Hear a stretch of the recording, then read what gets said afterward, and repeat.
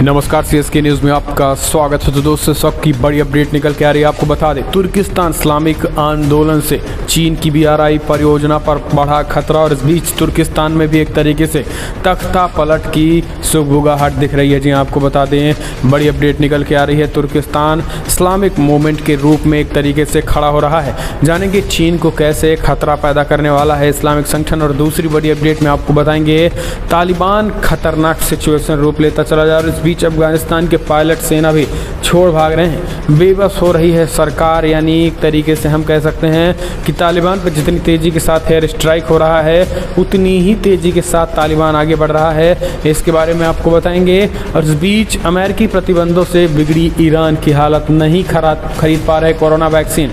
5वीं लहर ने ढाया कहर, लगभग मर रहे हैं तेज़ी के साथ ईरान में लोग। तो एक एक करके जानना जरूरी, लेकिन उससे पहले अगर आपने चैनल को अभी तक सब्सक्राइब नहीं किया तो चैनल को सब्सक्राइब करें। और अगर आप भी मानते हैं कि प्रधानमंत्री मोदी के नेतृत्व में चीन और पाकिस्तान को करारा जवाब मिलेगा, तो इस वीडियो को लाइक करके अपना समर्थन दर्ज कर। दरअसल पहली बड़ी अपडेट निकल के आ रही है। आपको बता दें एक बार फिर से, तुर्किस्तान इस्लामिक आंदोलन खड़ा हो रहा है तुर्की में। जी आपको बता दें कि बड़ी खबर निकल के आ रही है, जहाँ पर BRI परियोजना यानी चीन की परियोजनाओं को खतरा मंडराने लगा है। ये एक तरीके से एक ऐसा इस्लामिक संगठन है जो सिंजियांग प्रांत में हो रहे अत्याचारों को एड्रेस करता है और खास करके चाइना की मुश्किलें बढ़ा रहा है। दरअसल East Turkistan Islamic movement ETIM, जिसे तुर्किस्तान इस्लामिक मूवमेंट के रूप में भी जाना जाता है, चीन के लिए एक गंभीर राष्ट्रीय सुरक्षा खतरा है। ये बात international forum for rights and security ने अपनी एक रिपोर्ट में कहा हुआ है। दरअसल आपको बता दें कि रिपोर्ट में बताया गया कि सिंजियांग प्रदेश में रहने वाले उइगर समुदाय के लोग आज़ादी चाहते हैं, और सिंजियांग में उइगर मुस्लिमों की आबादी करीब 1,30,00,000 है। चीन इन दोनों लोगों को चरमपंथी बताकर इन पर अत्याचार कर रहे हैं। आपको बता दें कि belt and road initiative BRI Xinjiang क्षेत्र से होकर गुजरता है, जो कि चीन के लिए बेहद महत्वपूर्ण है। BRI के 6 में से 4 रूट सिंजियांग से होकर गुजरते हैं, जो चीन को रूस, मध्य एशिया, पश्चिमी एशिया और दक्षिणी एशिया से लेकर भूमध्य सागर तक जोड़ते हैं। स्ट्रेटजिक महत्व के कारण चीन इस बात को लेकर बहुत सावधान है कि ETIM सिंजियांग प्रांत में अगर चरमपंथ फैलाता है तो BRI परियोजना पर खतरा संभव है। दरअसल आपको बता दें कि चाइना जिस तरीके से बेल्ट एंड रोड इनिशिएटिव और फिर सिंजियांग में सबसे बड़ी बात मुस्लिमों पर अत्याचार, इन अत्याचार को देखते हुए अब खास करके कई ऐसे संगठन हैं जो अब सामने निकल के आ रहे हैं और इनके समर्थन में उतर रहे हैं, जिस वजह से चीन की मुश्किलें बढ़नी तय मानी जा रही है। और ये आतंकी संगठन के रूप में है। दरअसल अब चीन को ये पता चलेगा कि आतंकवाद क्या होता है। दरअसल चीन सिंजियांग में खास करके मुस्लिमों पर अत्याचार कर रहा है, उइगर मुस्लिम पर, और अब इसी के जवाब में कई ऐसे आतंकवादी संगठन हैं जो अब चाइना के खिलाफ एक तरीके से खुलेआम मैदान में उतर रहे हैं। इसी में तुर्किस्तान इस्लामिक मूवमेंट ये भी है, जो कि कहीं ना कहीं एक तरीके से मुसलमानों के हक के लिए लड़ता है, और ये चीन के खिलाफ एक तरीके से चीन के खिलाफ एक्शन की तैयारी कर रहा है। ETIM एक एक्टिव आतंकी संगठन माना जाता है। यूनाइटेड नेशन ने 2002 में इसे आतंकी संगठन की लिस्ट में डाला था। डोनाल्ड ट्रंप प्रशासन ने नवंबर 2020 में इसे अमेरिकी आतंकी लिस्ट से हटा दिया था।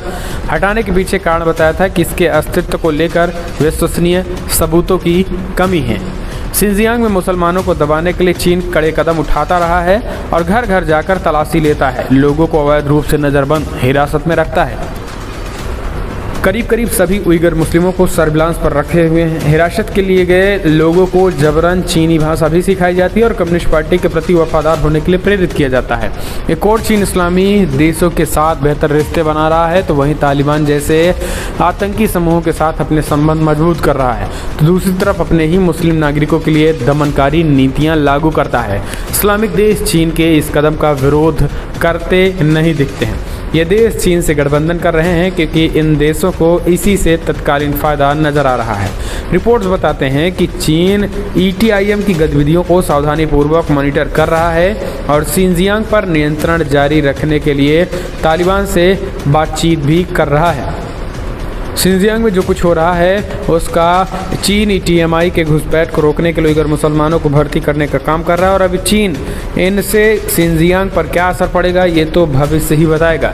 लेकिन एक बात तय है दोस्तों कि जिस तरीके से तमाम मुस्लिम देश चीन के खिलाफ खुलकर नहीं बोल रहे हैं, लेकिन चीन के खिलाफ अब मैदान में उनके अल्टरनेट के रूप में एक तरीके से इस्लामिक संगठन सामने आ चुके हैं। और आपको बता दें तुर्की में ही खास करके ये तुर्की में ही इस तरीके के संगठन हैं और तुर्की ने खास करके तुर्की सरकार के खिलाफ भी मोर्चा खोल दिया है इस संगठन ने, क्योंकि तुर्की के राष्ट्रपति एर्दोगान अपने आप को मुस्लिमों का खलीफा तो बताते हैं, लेकिन चीन में मुस्लिमों पर हो रहे अत्याचार को वो बोल नहीं पाते हैं। चाहे फिर इमरान खान हो या फिर तुर्किस्तान का ये अपने आप को खलीफा बताने, या फिर वो तमाम मिडिल ईस्ट के देश हों जो अपने आप के मुस्लिम देशों के रहनुमा बनते हैं। चीन में तुर्क खास करके इन लोगों पर जो अत्याचार हो रहे हैं उससे पूरी दुनिया कहीं ना कहीं तरीके से जानती है और मानवाधिकारों के उल्लंघन के रूप में भी लेती है, लेकिन कोई इस चीज़ को बोल नहीं पा रहा है। अगली अपडेट ले लेते हैं। तो दोस्तों तालिबान के खौफ से अफगानिस्तान पायलट सेना छोड़ भाग रहे हैं, बेबस हो चुकी है सरकार, तेजी के साथ कब्जा कर रहे हैं तालिबानी। 2 दिन में अफगानिस्तान के 5 प्रांतीय राजधानियों पर कब्जा कर लिया है। जी हाँ, अब आप इस बात को समझिए कितनी तेजी के साथ तालिबानी कब्जा कर रहे हैं। दरअसल अफगानिस्तान में तालिबान का वर्चस्व लगातार मजबूत होता जा रहा है और अफगानिस्तान सेना और तालिबानी लड़ाकों के बीच जंग लगातार जारी है। लेकिन बीते 2 दिनों में तालिबान के ओर से हमला और भी तेज कर दिया गया। जानकारी के मुताबिक पिछले कुछ दिनों में ही तालिबान के 5 प्रांतीय राजधानियों को अपने कब्जे में ले लिया गया है। तालिबान ने सोमवार को अफगानिस्तान के सरेबुल पर कब्जा कर लिया और यहाँ से कुछ वक्त पहले अमेरिका और नाटो फोर्सेज वापस लौटे थे। इसके बाद से ही तालिबान ने अपना हमला तेज कर दिया है। हालांकि तालिबान के पर ताबड़तोड़ अमेरिका और अफगानिस्तान की सेना एयर स्ट्राइक कर रही है, लेकिन इसके कोई परिणाम नहीं दिख रहा है, क्योंकि आपको बता दें कि एक एयर स्ट्राइक में 200 से 300 आतंकी मारे जा रहे हैं, लेकिन माना जा रहा है कि 70 से 80 हज़ार के करीब तालिबानी पूरे अफगानिस्तान में फैल चुके हैं। और अब तो बड़ी खबर ये भी आई है कि अफगानिस्तान की जो पायलट सेना है वो भी छोड़कर भाग रहे हैं, क्योंकि तालिबान का ताबड़तोड़ एक्शन और तालिबान का प्रहार भी कहीं ना कहीं अब सेना को डरने पर मजबूर कर दिया है। हालांकि अमेरिका ने यह कह दिया है कि हमारी सेना भले ही वो बाहर निकली हुई है, लेकिन हम तालिबानों को नहीं छोड़ेंगे। तालिबानियों अफगानिस्तान भले ही छोड़ा है, लेकिन तालिबानियों को नहीं छोड़ेंगे। अफगानिस्तान में अपनी सेना बुलाने के बाद अमेरिका भी यहाँ एक्टिव रहना चाहता है, लेकिन आपको बता दें कि अमेरिकी विदेश विभाग ने कहा है कि अफगानिस्तान में तालिबान की सैन्य व्यवस्था की बिगड़ती गति और जिसके कारण पक्षों के बीच सशस्त्र संघर्ष में नागरिक हताहत हुए, कथित मानवाधिकार अत्याचार गंभीर चिंता का विषय है। अफगान सुलह के लिए अमेरिका के विशेष प्रतिनिधि जलमय खलीदगार रविवार को दोहा के लिए रवाना हुए और यहाँ उन्होंने खुद युद्धग्रस्त क्षेत्रों में तेजी से बिगड़ती स्थिति के लिए संयुक्त अंतर्राष्ट्रीय प्रतिक्रिया तैयार करने में मदद की। 3 दिनों में कई नियोजित दौरों की बैठक में क्षेत्र और उसमें परे के देश के साथ साथ द्विपक्षीय संगठनों के प्रतिनिधियों ने भी हिस्सा लिए। तो ये बड़ी खबर निकल के आ रही है। तो दोस्तों फिलहाल इस वीडियो में इतना है, लेकिन अगर आपको वीडियो पसंद आया तो लाइक कर शेयर करें।